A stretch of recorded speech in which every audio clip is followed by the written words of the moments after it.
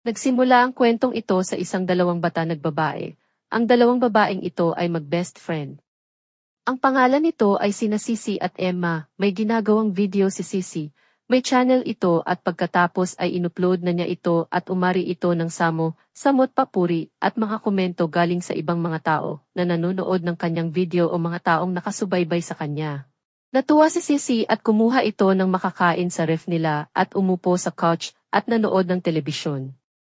Namili si Sisi sa isang supermarket at narinig na nag-uusap ang cashier, ang mga customer.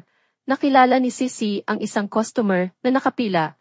Bigla itong kinabahan at nagmadali itong tumalikod at nabunggo niya ang isang buntis na nasa likod niya. Nang hindi nang sorry si Sisi at magbabayad na sana siya, pero biglang nakilala siya ng isang babae. Nilapitan ito ng babae at inakap. Nag-usap sila. Sinabi din ni Sisi ang kanyang YouTube channel. Nagulat ang kanyang kakilala nang malaman na nasa 200K ang followers ni Sisi. Sinabi nito na ang galing ni Sisi. Lumabas na ang babae sa store, napatulala si Sisi habang nasa sasakyan siya. Naalala niya na ang babaeng iyon ay dati niyang best friend. Naalala niya ang mga masasaya nilang ginawa noon. Biglang tumunog ang phone ni Sisi at nabasa niya ang isang text sa kanya. Natuwa ito at na-excite. Bigla nitong pinaandar ang kanyang sasakyan. Hindi napansin ni Sisi ang babae sa harap ng kotse niya. Muntik na niya ito mabunggo. Nagalit ang babae, kaya hinampas nito ang sasakyan ni Sisi. Umalis na si Sisi doon. Kinagabihan ay pumunta si Sisi sa isang bar at nagsasayahan ang mga tao doon. Nakilala si Sisi ng isang babae at pinaakyat ito sa stage at pinakilala. Kumanta sila doon. Biglang sumuka ang katabing babae ni Sisi at nasukahan ang damit nito kaya pumunta sa comfort room si Sisi at nilinis ang suka. Inamoy niya iyon at nandiri ito. Isang babae ang pumasok sa loob ng comfort room. Pinanood iyon ni Sisi magdamag hanggang sa makatulog siya. Nanaginip si Sisi. Sa panaginip nito ay may narinig siyang mga ingay na nagmula sa kwarto niya. May nakitang batang babae si Sisi. Nakatalikod ito at nakaharap sa pader. Nagsasalita ang batang babae na hindi daw siya si Sisi ng paulit-ulit. Nilapitan ito ni Sisi at biglang humarap ang batang babae at natakot si Sisi. Nagising na si Sisi. Tinignan ito ang oras at late na nang makita niya. Nagmadali itong magbihis at umalis. Kasama ni Sisi ang kanyang mga kaibigan at magbabakasyon sila. Biglang tumawa ng malakas ang kaibigan ni Sisi na nasa likod nito. Sinabi nito na nag-text daw sa kanya si Alex at alam nito kung saan sila magbabakasyon. Natulala si Sisi at hindi na nakapag-focus sa daan. May nabangga silang isang kangaro na tumatawid. Duguan ito pero buhay pa. Kinakabahan na ang mga kaibigan ni Sisi. Kinuha nila kay Sisi ang susi at ang kaibigan na nito ang nagmaneho. Binigay ito ni Sisi at umalis na sila doon. Nakarating na sila sa kanilang tutuluyan na resort. Excited at masayang-masaya ang mga kaibigan ni Sisi. Nagsisigaw sila na pumasok sa loob pero hindi pa bumababa si Sisi ng sasakyan. Nagpaiwan ito. Napagdesisyonan na ni Sisi bumaba at sinubukan itong kumatok pero hindi nagbubukas ang pinto kaya umikot na lamang ito sa likod. Narinig niya ang kanyang mga kaibigan na nagsasaya bigla silang natigil nung nakita nila si Sisi. Dinala ng isang babae si Emma sa labas at nag-usap sila. Sinabi ng babae na baliw si Sisi. Tinignan nila si Sisi at nabaling ang tingin ni Sisi. Umupo sila sa couch at nanood ng isang palabas. Kinuha naman ni Sisi ang bag niya per walang pumapansin kay Sisi kaya umalis ito. Pumasok si Sisi sa kwarto niya at tumingin sa salamin. Sinabi nito sa kanyang sarili na siya ay kamahal-mahal at siya ay espesyal. Muling bumalik si Sisi sa mga kaibigan niya pero hindi nila pinapansin si Sisi. Sinigaw ni Sisi ang pangalan ni Emma at napatingin si Emma at inabot na ni Sisi ang regalo nito kay Emma. Nagustuhan ito ni Emma at pinanood sa ibang mga kaibigan niya ang videotape. Noong mga bata pa lamang si Emma at Sisi habang nanonood sila ay pinatay ng isang babae ang telebisyon at sinabi na handa na ang hapunan. Tumayo na ang mga kaibigan ni Sisi at kumain na sila, habang sila ay nasa hapagkainan.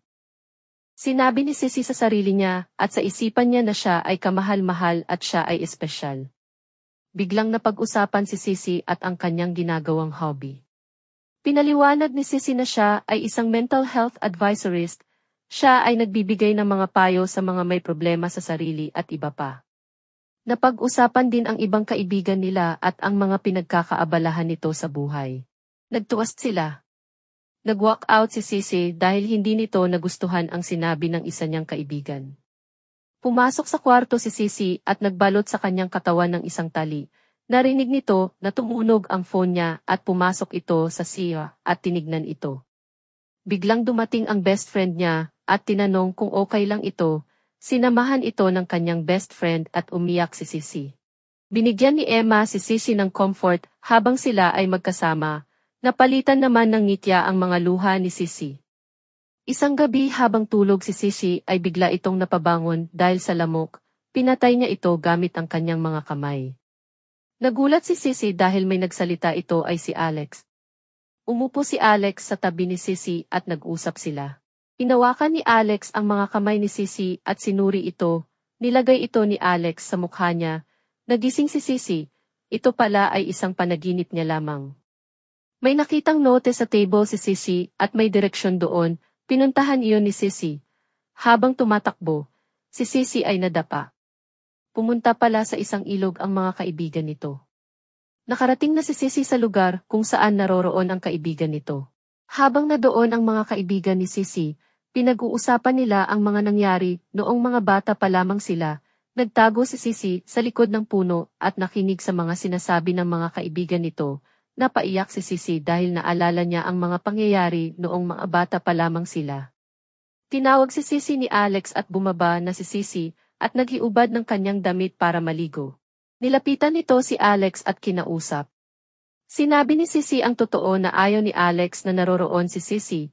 Sinabi ni Alex na si Sisi ay isang psychopath. Kinuha ni Alex ang phone ni Sisi at kinuhaan ito ng video. Sinabi ni Alex na sabihin ang ginawa ni Sisi kay Alex noon. Nagpupumilit si Alex na sabihin ni Sisi ang totoo. Nagpumigla si Sisi para makuha ang phone niya habang kinukwento ni Alex ang nangyari. Inupload ito ni Alex sa channel ni Sisi habang nag-upload ito at nakatalikod si Alex. Hinampas ito ni Sisi ng bato sa ulo at natumba si Alex at duguan ito. Napigilan ni Sisi ang pag-upload ng video. Tinago ni Sisi ang katawan ni Alex sa damuhan at tinabuan ng mga lupa. Nakita ni Sisi na paparating ang kanyang lalaking kaibigan. Nagtago si Sisi sa likod ng mga puno. Nakarinig ng ingay ang kaibigang lalaki ni Sisi at biglang lumabas si Sisi at nakipag-usap. Inaya na ito ni Sisi na bumalik sa bahay kung saan sila tumutuloy.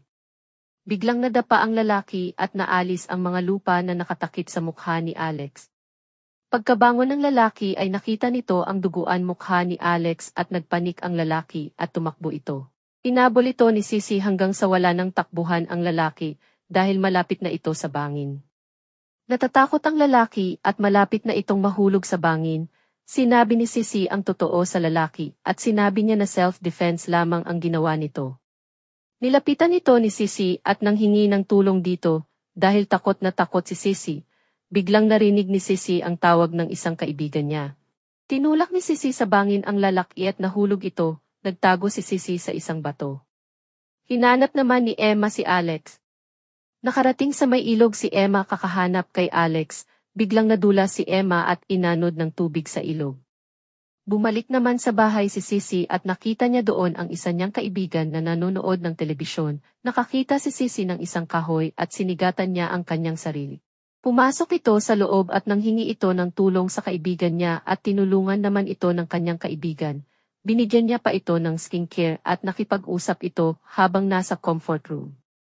Sinabi ng kaibigan nitong babae na may kukunin lamang ito sa labas, pero nagpanik si Sisi at kinuha ang kamay nito. Natakot ang kaibigan nitong babae. Tinulak ito ni Sisi sa bathtub at hinayaang malunod hanggang sa mamatay ito. Isang gabi ay nasa labas si Emma. Biglang bumangon sa pagkakalibing si Alex at hinawakan nito ang ulo niya at nakita na duguan ito. Umalis si Sisi sa bahay at nag-drive pa uwi. Habang siya ay nasa kalsada, may humarang dito at pumara. Isa ito sa mga kaibigan niyang babae. Pinahinto ni Sisi ang sasakyan at pinasakay ang kanyang kaibigan. Binilisan ni Sisi ang takbo ng sasakyan at pinapakalma naman ito ng kanyang kaibigan at binilisan pa ni Sisi ang takbo ng sasakyan. Pinapahinto na ng kaibigan niya ang sasakyan pero hindi ito hinihinto ni Sisi. Pabilis na ng pabilis ang takbo ng sasakyan nila hanggang sa biglang inapakan ni Sisi ang preno at huminto sila. Dahil sa biglaang hinto ay tumilapon sa harap ng sasakyan ang kanyang kaibigan. Nang magkamalay si Sisi ay lumabas ito ng sasakyan at pinuntahan ang kaibigan niya. Nakahandusay ito sa daan at buhay pa ito pero sugatan siya. Bumalik sa sasakyan si Sisi at pinaandara ito at sinagasaan ang kanyang kaibigan at tuluyan na itong namatay. Bumalik si Sisi sa lugar kung saan sila nagstay. Gumagapang si Alex sa damuhan at nakita nito ang phone at tumawag sa pulis, pero nawalan ang phone ng baterya. Nakita rin ito nagbangkay ng kaibigan nilang lalaki. Nakabalik na si Sisi sa bahay at naghanap siya ng tao doon, nababaliw na si Sisi at sinasaktan na nito ang kanyang sarili. Nag-live si Sisi sa kanyang telepono at sinabi na sinaktan siya ni Alex at pinatay nito ang mga kaibigan niya. Nakabalik na rin si Emma sa bahay at natagpuan niya doon si Sisi na sugatan. Naghanap si Emma ng mga gamot at habang naghahanap ito ng gamot ay nakita nito ang isang tuwalya sa kwarto nila na puno ng dugo. Kinuha niya ito at napatingin si Emma sa ilalim ng kama at nakita nito ang isang kaibigan nila na patay at duguan sa ilalim ng kama. Napaatras sa takot si Emma at biglang dumating si Sisi. Gumawa ng kwento si Sisi. Sinabi niya na si Alex ang may pumatay sa kanilang kaibigan. Nadulas si Emma dahil pinilit ito ni Sisi na umalis sa bahay na iyon. Nabagok ang ulo ni Emma sa sahig at nawalan ito ng malay. Nagising si Emma na nakatali sa upuan at nakatakip ang bibig nito. Umalis si Sisi at may kinuha. Nagmadaling tanggalin ang mga tali sa kamay ni Emma gamit ang kwintas. Natanggal na niya ito at natumba ito sa sahig. Sinaktan naman ni Emma si Sisi at naabot ni Sisi ang gunting. Sinaksak ni Sisi si Emma ng gunting. Akala ni Alex na si Sisi ang kanyang pinapalo, hindi niya namalayan na ito ay si Emma. Pinalo ng Alex si Emma hanggang sa mamatay ito, hanggang sa dumating ang pulis at binaril sa ulo si Alex, natamaan ito sa ulo at namatay. Nilapitan ng pulis si Sisi at tinanong kung okay lang ito. Umalis ang pulis at humingi ng backup at medic. Gumapang si Sisi para kunin ang kwintas, pinagdikit niya ito, binuksan din ni Sisi ang telebisyon at pinanood nito ang mga clips noong bata pa lamang sila ni Emma. Sa bandang huli ay si Sisi na lamang ang natira at patuloy ang ginagawa niyang video para mag-advise sa mga tao. Sinabi niya rin sa bandang dulo ang mga nangyari at binaliktad niya ang kwento nito. Pinagmukha ni Sisi na si Alex talaga ang masamang tao at may libro pa itong ginawa. Dito na nagtatapos ang kwento, mag-subscribe para sa higit pang mga iba't ibang videos mapapanood ninyo. Paki-on ang mga notification at mag-iwan ng like para matulungan ang channel. Maraming salamat sa panonood. God bless everyone.